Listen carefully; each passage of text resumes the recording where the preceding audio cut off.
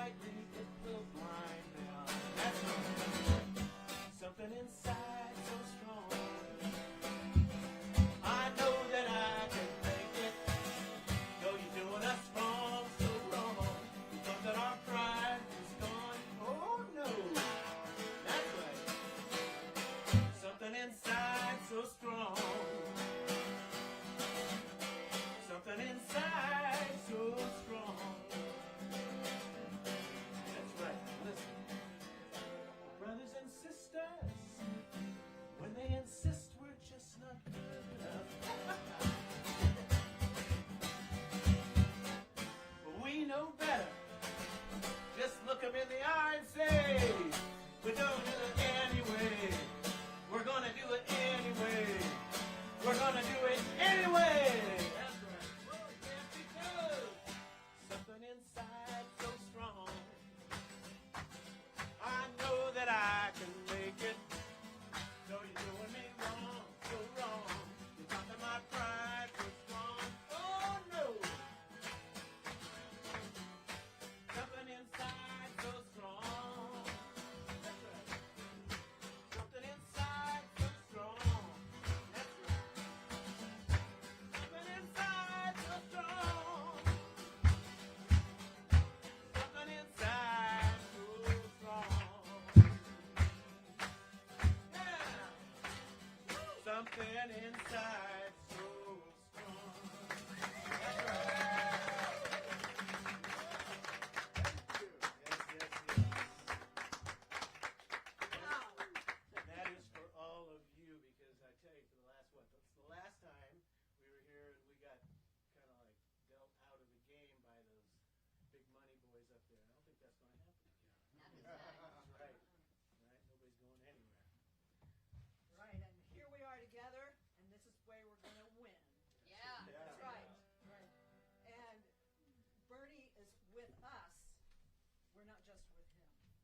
That's right. And Bernie, this election is not just about saving the democracy in this country. This is about Worldwide. us saving the world. Yeah. World. Right. So, welcome to our little wee home. This is amazing. I think the most people we've had in here Ever. 6. Ever. Since the guys built the place. So you are definitely building up the spirit that we all need, because this is going to be a big fight, a big battle, and we're going to win. I feel it. I right. feel it. That's And I right. think the media feels it. And they are letting the rest of the people who have minds to think about it. Yes. This is about the people this time. It's about the people of the earth, and the animals of the earth, and the fish in the earth, and the birds. So I thank all of you for joining in the Climate Ribbon Project. If you haven't, I don't know if there's going to be time for you, but be sure to come to the Climate Crisis Parade on February 1st. This town is going to be saturated with media, and we're going to show them what Des Moines in Iowa is all about. That's right. Because we are with Bernie, because Bernie is with us. And he's going to be walking in the door any minute now. He's pulling up. I don't know what else to say except thank you for your passion. Thank you. Thank you for your heart Thank you and for your having me. souls and your feet to get out there and get this job done. And let your voices be heard. This is a wonderful neighborhood. We feel blessed to be able to live here in the house that this young man grew up in. It's a whole other story, which won't get Still waiting. Still waiting. Time Yeah. is funny. It always seems to roll right on, weaving the happiness and the sorrow into a tapestry of strength and love. Strength and love. How are you?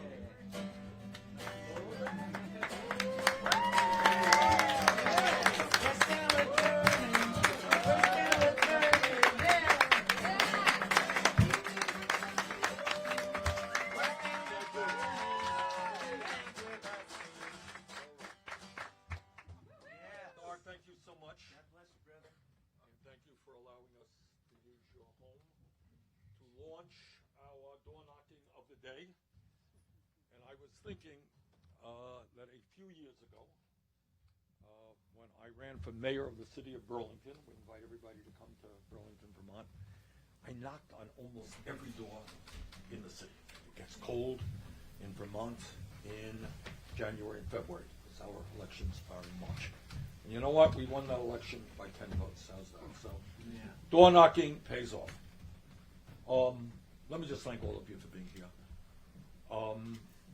We are going to win here in Iowa, and I'll tell you why we're going to win here in Iowa, for two basic reasons. Number one, I think the issues that we are talking about are issues that working families all over this state and all over this country are responding to. All right? People know that it is absurd that in the richest country on earth, half of our people are living paycheck to paycheck, while almost all new income and wealth goes to the people on top. No one thinks that that's right. And that's why we're going to raise the minimum wage to a living wage, so that if you work 40 hours a week in America, you shouldn't live in poverty. Number two, people understand that in this day and age, to make it into the middle class, everybody needs a good education, either a higher education in college or maybe a trade school to learn a craft. And yet there are so many of our people who cannot afford that higher education, or not getting the education that they need, and so many others are leaving school deeply in debt, which is grossly unfair. So when we talk about making public colleges and universities tuition-free or canceling student debt, I think that resonates with a whole lot of people. And we pay for that. We pay for it by telling the wealthy, by telling Wall Street, you know what, you are going to have to start paying your fair share of taxes. You can't get all of the tax breaks. We need a government that works for all of us, not just the 1%. And I'll tell you other issues that are resonating with the people in Iowa and the people in the United States. And that is, they understand that our healthcare system is much, much, much too expensive. It is dysfunctional. It is cruel. And after spending twice as much per capita on healthcare as the people of any other nation, we had 87 million people uninsured or underinsured. And we got 500,000 people going bankrupt every year because of medically related bills. Very few people. We've had town meeting after town meeting on this issue here in Iowa. People going bankrupt. People can't afford health care. We can do a lot better than that, and that's why we're going to pass the Medicare for All single-payer program. And I'll tell you the other issue that is resonating, and to me, I see it more clearly every day. I see people responding to it. You may have seen in the papers today, Australia right now is on fire. We had breakfast at a place, and the guy who owns the place is actually from Australia. He showed me an email, a message from one of his friends. People, you have a nation on fire. We all know what went on in California. We know the drought. We know the extreme weather disturbances. We know the rising sea levels. People are conscious of the fact that we are going to finally have the courage to take on the fossil fuel industry, transform our energy system away from fossil fuel and energy efficiency and sustainable energy. And we have the need for criminal justice reform, the need for immigration reform, the need for gun safety reform, the need to protect the woman's right to control her body, and many, many other housing issues, a huge issue. So I think the issues that we're talking about resonate with people. But I'll tell you the other reason that we're going to win this campaign here in Iowa. And I think nationally, where's Misty? Misty, you here? She's shy. All right. Misty is our state director here in Iowa. She's born and raised in the state, and she knows it quite well.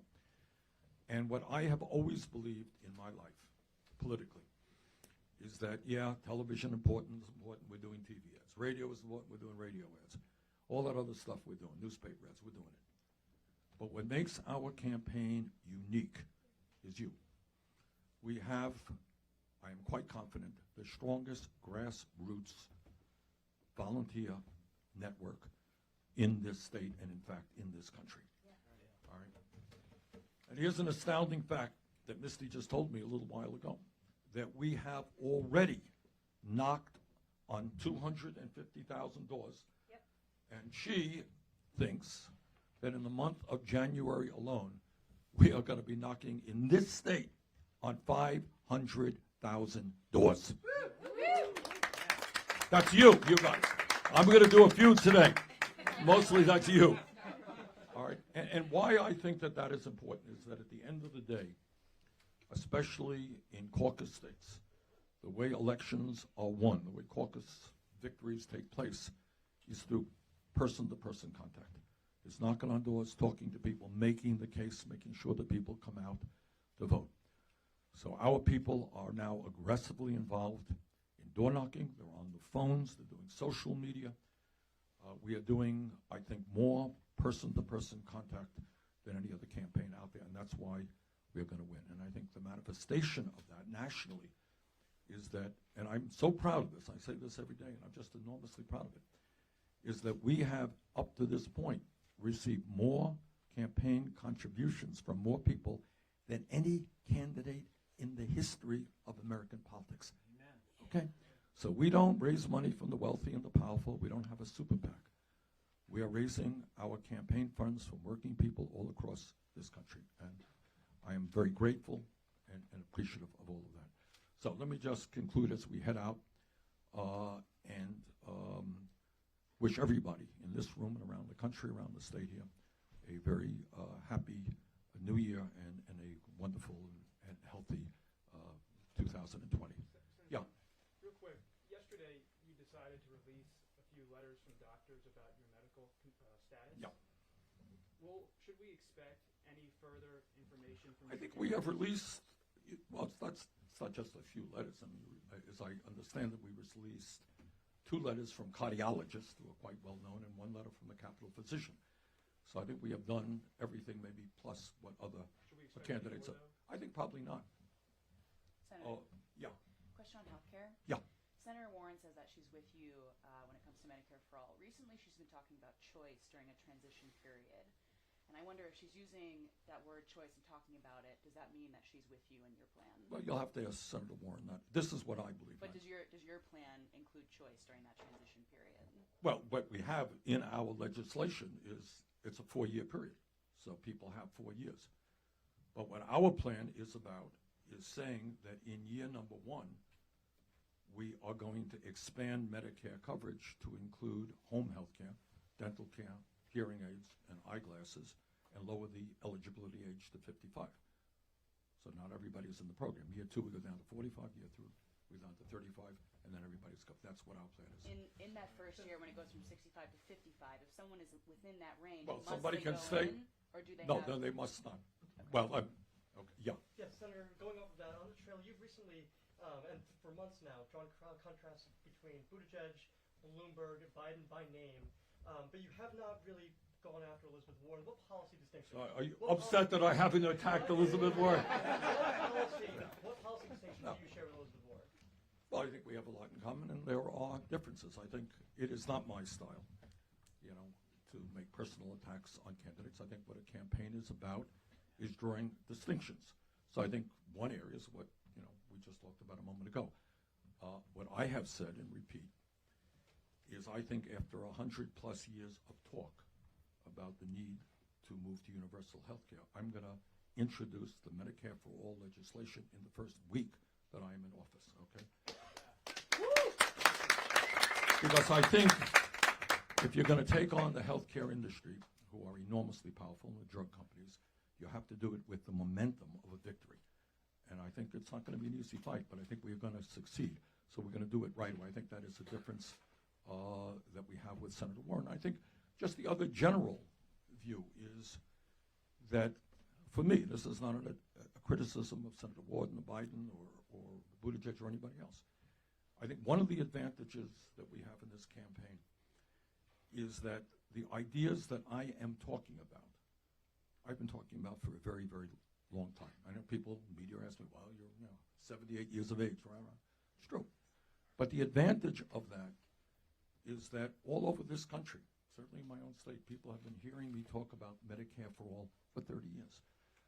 I have been on more picket lines, I suspect, than all of my opponents combined. I have stood with the working class of this country my entire life. Okay? I have stood and fought against virtually every special interest in this country, whether it is Wall Street, the insurance companies, the drug companies, the military-industrial complex. That is what I have done for my whole life. It ain't based on a poll that we took yesterday. It's what I do. And I think the people of America, people of Iowa, Vermont, understand that when I'm in the White House, that's not going to change. I've been doing it for 30 years. We will continue to do it. And what this campaign is about is standing with the working families of America and taking on the greed and recklessness and often illegal behavior of a corporate elite. So that, I think, it's a record. It's a record of many, many decades, which I'm proud to defend. All right, guys, Yeah. we're going to go outdoors. Would you allow your son to serve on a Ukrainian board the way Joe Biden did? I don't think that's what he has in mind. Yeah. So my mom works for a public school, and she's trying to convert it to a work-around cooperative Good. for the other teachers. Good. What is your thought on workplace democracy? Absolutely. What role would it play in a Sanders administration? It's something that we want to talk about. I can remember when I was mayor of Burlington, not a candidate for president, not a senator, we had a public meeting in City Hall just to talk about that issue. And the result of that is there is an organization in the state of Vermont that works on that with some success. So in Vermont, we have a number of worker-owned companies who are doing quite well. I believe in that, okay? And I believe in that because I think what you want to do when you have a worker-owned industry, people have more invested in it. So it is very important, and it's something we're going to stress. Okay, thank you very much. We'll go outside and afterwards you guys can come with us and talk. Let's all get outside. Move quick. If everyone could stay seated while we get the press out of the room first, thank you.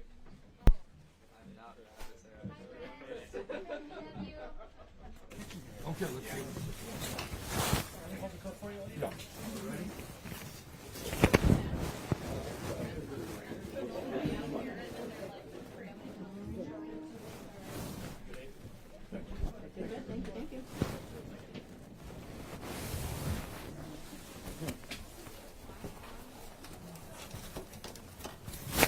Do I have a mic?